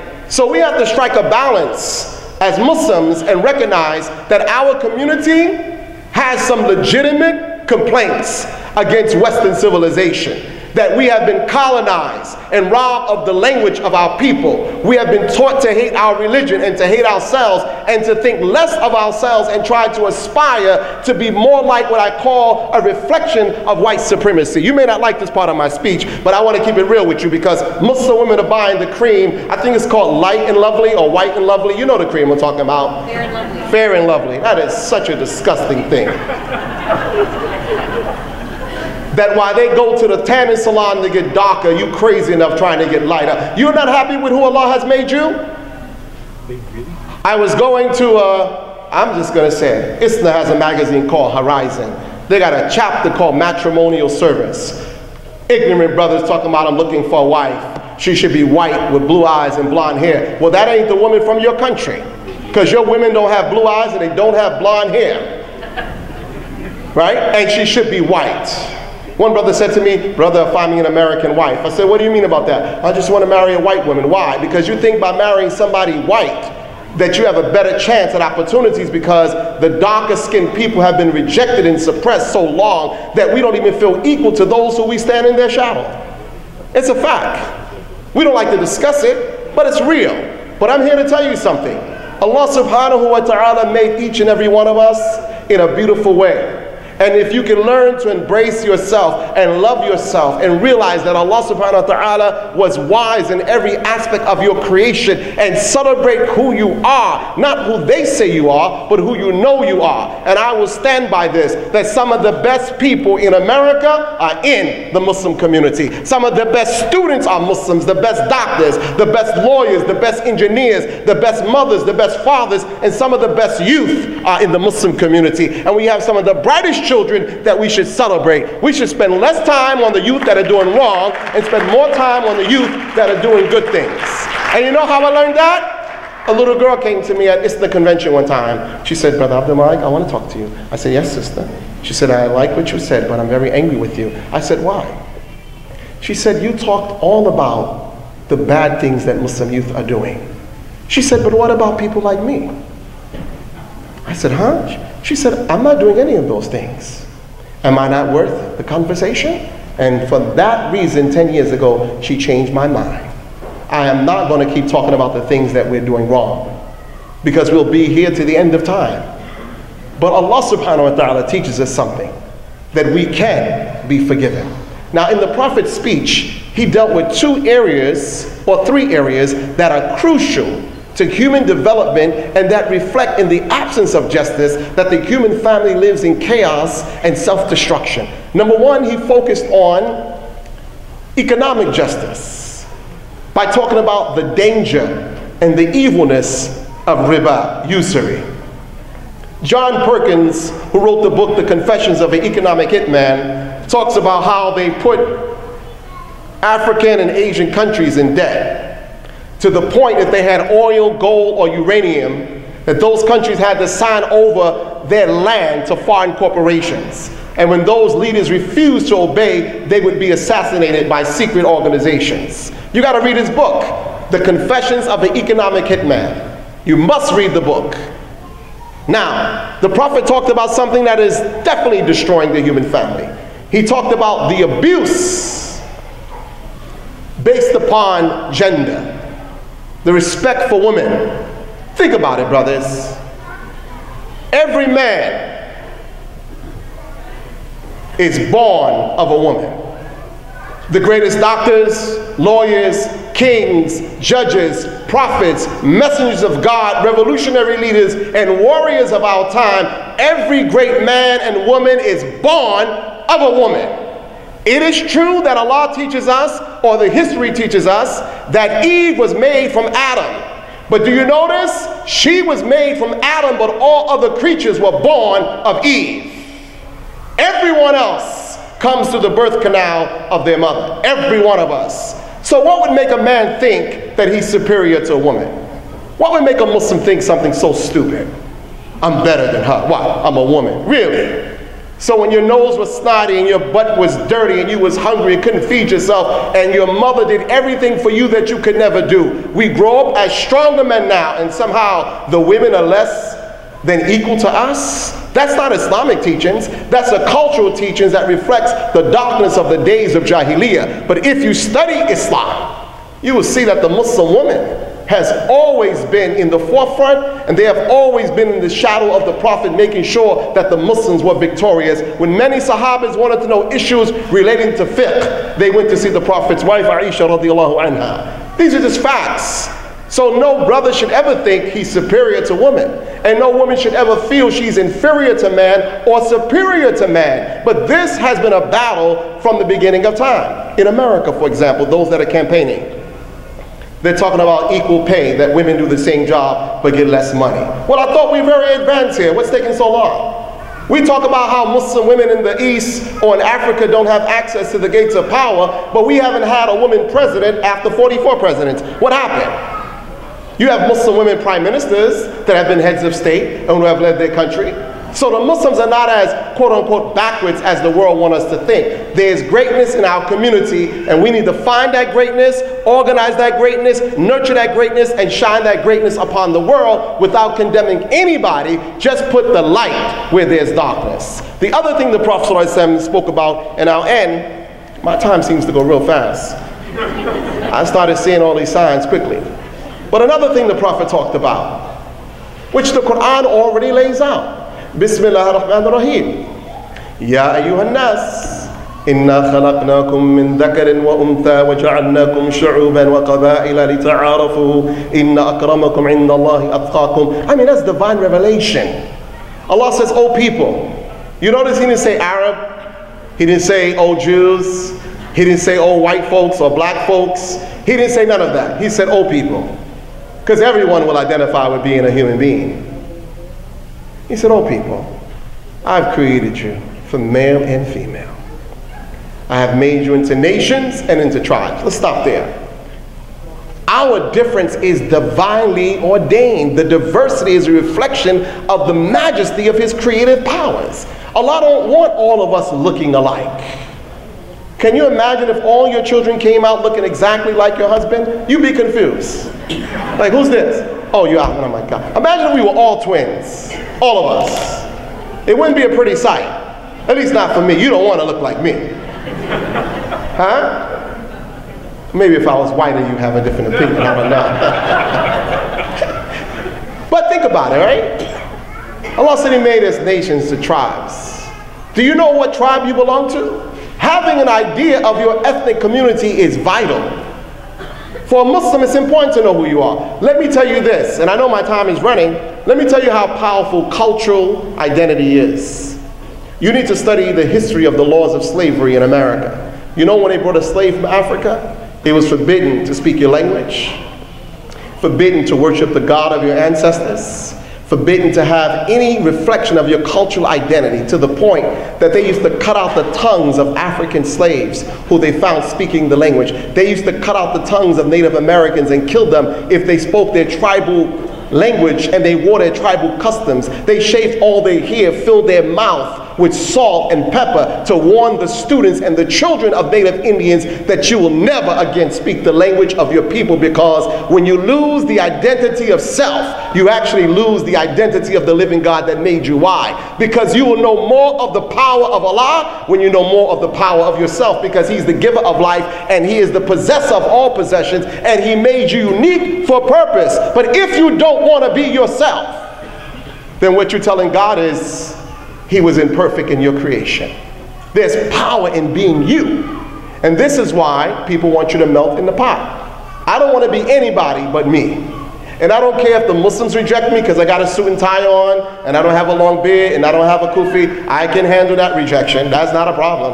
I don't care if people don't accept me because my skin is black or whatever they call me. It doesn't bother me, because in my heart I know who I am. To the extent that I tell black people in America, I'm not African American. They say, why would you say that? Listen to me. Africanus is a white man, number one. And before I came to America, I had an identity that was stolen. I spoke a language other than English, and I had a name that I've lost. And I can't have any access to it yet, but technology is bringing us closer and closer through DNA, where I may be able to find and rediscover my roots, because no tree can grow and nourish in the absence of its roots. It's important to know who you are. Why do colonial people make it so that you can't speak your language? Why? Why do Muslims in Morocco have to speak French? Why? And you know what's amazing? I watch Muslims. When they speak French or English, they feel so civilized. Parlez-vous français? Oui. Brother is a beautiful black brother. I said, brother, where you from? Brother, I'm French. I said, brother, listen, speaking French don't make you a Frenchman. Where you from? Are you from Africa? I'm not African. I'm a Frenchman. Why? Because they've made being black such an ugly thing, to the point that I love the Egyptians, but they never say they're from Africa. I said, brother, where you from? Masr. Where's Masr? Masr ya Sheikh. Masr فين? Masr. لا تعرف مصر الحضارة العربية القديمة. No, even the ancient Egyptian civilization is not Arab civilization. Arabs didn't build that pyramid. Don't fool yourself. And the largest Arab community lives in Africa. Do you know that? The largest population of Arabs on the planet are Africans in modern terminology, but we even ashamed to say we're Africans, because being African is not something looked upon. And that's what they're doing with Islam. Barack Obama is a Muslim. I'm not a Muslim. Well, what's wrong with being a Muslim? It's okay if people say they're gay. The president can host them and celebrate them. But if you say you're a Muslim, oh no, Muslims, I don't know Muslims. Hillary Clinton took the money from the Muslims in her political campaign and then she gave it back. Why do we have to be ashamed of being who we are? Because you're the new boogeyman. You know why? Because somebody sees your potential for greatness and they don't want you to rise to the level that they know you are potentially destined for. We are powerful people. We're like the little cats that's really a lion that's been put in a cage, but once the cage opens and there's a reawakening of our thinking and we realize our connection with the history of Allah subhanahu wa ta'ala's Prophet Muhammad and the message in which he has delivered, we will rise as a people, not in violence, but in victory. So I leave you with this. Prophet Muhammad said, no Arab is superior to a non-Arab. Why do you have to say that? He said, no white is superior to the black. Why do you have to say it like that? You notice he didn't say no black is better than the white. He didn't say no non-Arab is better than a non-Arab. He began with the mindset of those historically who viewed themselves as greater than others. And there's a reason for that. Because this is the downfall right now in America. And I'm happy to say it openly and speak the truth. We are still dealing with race. And it's poisoning the nation. Can you imagine if blacks, whites, Jews, Arabs, men and women, Africans, Asians, everybody put their hands together to say, we want a new America that reflects the principles of democracy and the Constitution, that we hold these truths to be self-evident, that all men and women are created equal and endowed by their Creator with inalienable rights. Can you imagine if we made that reality in America? You know the people that know how to make that a reality in America? People like Microsoft. I bet you if I go to Microsoft right now, I think I'm in India, I bet. Because you know what Microsoft does and Google and Amazon, you know what they do? They're looking for the brightest people. They don't care what color you are. Sisters say, well, I have hijab on, they won't give me a job. Sister, they'll give you a job if you got the knowledge that they need. Don't you see when they go see the princes and the kings of Saudi Arabia, they bow to them. Kif halak Sheikh, how are you doing? Marhaba bik, Allah. Kif halak. They learned the language. They got interpreters. Do you know the interpreter for 4 presidents in America in the White House is an Egyptian brother? But you never hear about him. He has been interpreting for American presidents, 4 presidents, but you don't hear about him. So what I want you to do is this, brothers and sisters, without doing any more talking, show the world the beauty. Get involved outside the gates of the masjid. Now for me, I love social justice. If I had my way right now, I would organize 10,000 Muslims to walk the streets of Baltimore, and I would give a dinner in the street of Baltimore, feeding the cops, the army, the government, and the poor people, and demand from the President of the United States that we need a plan. With no offense, if you can build houses in the state of Israel, then you can build houses in the state of Maryland for the blacks that live in Baltimore who have paid the heavy price over the generations. Why not? If we can give foreign aid to foreign countries to build up their land, why can't we build up America? Why can't we build up America if we can build up other people around the world? Why don't we rebuild this country whose infrastructure is crumbling? So Muslims, if you want to make history, and that you can do something in the name of Allah that's so spectacular that benefits humanity that they'll be talking about you like they talk about the young brother Salman Khan, who I told you has 149,693,000 students globally, who Mr. Bill Gates called him and said, do you have time for lunch? And gave him $5 million. Now Bank of America is working with him. Why? Not because he's a Muslim. He's got an audience. You know what it's like to have 149,693,000 people following you? You know what kind of power that is? You know what kind of power it is to belong to a community that's 1.6 billion? That we are 1/4 of the world's population? Muslims are a potential strong people, globally speaking, but we have leaders in the Muslim community who are so stuck in the 7th century that they can't get beyond what the scholars have told them that was applicable then to the 21st century scholarship that what we need to do now. Islam is flexible. Islam is very flexible. And the laws of Islam are flexible based upon circumstances. So if I never see you again, get up and do something. Don't be defensive of your Islamic identity. Celebrate it and go out and do something that is consistent with your character. If you want to be a great teacher, be the best. If you want to be an engineer, be the best. If you want to be a doctor, be the best. If you're going to run for politics, be the best. If you're going to be a website designer, be the best. And if you want to be America's president, let me know so I can be the first to vote for you. Assalamu alaikum wa rahmatullahi wa barakatuh. And just for the sisters, because last time I brought the CDs, we gave them out to the brothers. I have Brother Siraj in the corridors by the main information desk for the sisters to get the CDs. And if you like what you hear, copy them and pass them on, inshallah, because there's power in the words in which we speak. But let us uplift each other and let us thank MAP for all they have done and celebrate this great community, and let's stay strong. Assalamu alaikum. I'm not going anywhere. That was awesome, man. Thank you. Have a seat. Have a seat. Oh, let me do it now.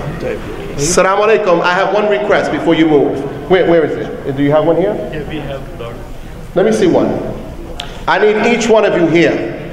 And I really mean this from the bottom of my heart. Would you agree this is a beautiful facility? Yes or no? I can't hear you. Yes. Raise your hand if this is a beautiful facility. Raise your hand. MashaAllah. Good. They've worked hard. I want you to make sure, each one of you here, I'm not going to chase you. I want you to go to the office today or throughout the week. I want you to get from them 10 tickets and go sell them to members of the community so that you can make your fundraising event successful. This is one of the best communities I have seen. I said it yesterday. If I could lift this masjid off the ground, put it in the heart of Brooklyn, I would have to tell you good night and we out.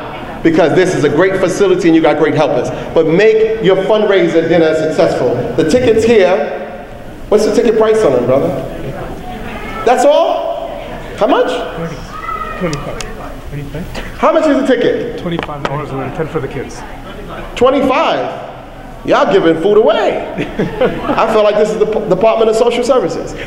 But I would like, they got 25 tickets, $20 to $25 tickets, right? I would like for some of you who have the capacity today to buy $1,000 in tickets and sponsor people to come. I'd like some of you to buy 10 tickets, buy 1 ticket. But I want you guys to fill this place up for the dinner that people are outside wondering, why did I come so late? I'm telling you right now, you guys got a future here. If you hold on to it, you can do some great things. I give you one warning. Don't let nobody come in this community and divide us as a people. But please, would you support the fundraising, inshallah? Yes, I can't hear you. Yes. No, I can't hear you. Yes. Okay. Thank you so much. Assalamu alaikum.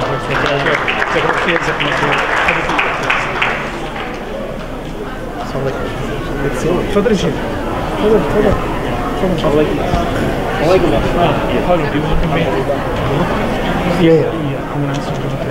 Sheikh Jubair, inshallah, will make dua and the closing statements, and then we'll have Asr, inshallah. And we've got some gifts that Sheikh Jubair will give to our guests.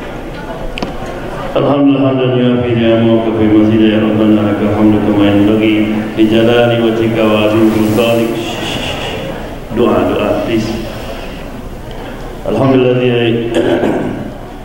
Alhamdulillah bil alamin wassalatu wassalamu ala sayyidina Muhammad wa alihi wa sahbihi ajma'in. Allahumma anfa'na bima 'allamtana wa 'allimna ma yanfa'una wa zidna ilma. Allahumma ahyina 'ala al-islam wa sunnah wa tawaffana 'ala al-iman wa tawbah. Rabbana atina fid dunya hasanah wa fil akhirati hasanah wa qina adhaban nar. Subhanaka wa bihamdika la ilaha illa anta nastaghfiruka wa natubu ilaik. Wa sallallahu sallam alhamdulillah rabbil alamin. Amin. So just we have small token of appreciation for all of our speakers who left their families and came here. And all these gifts are female watches. So for all the male speakers, this is a gift for their spouses, with their wives. Only Sister Tahira is lucky that she's getting something for her.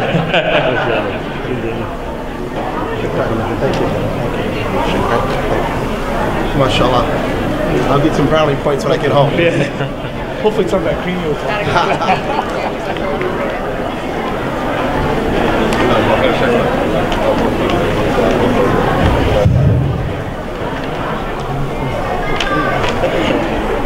Inshallah, we'll break for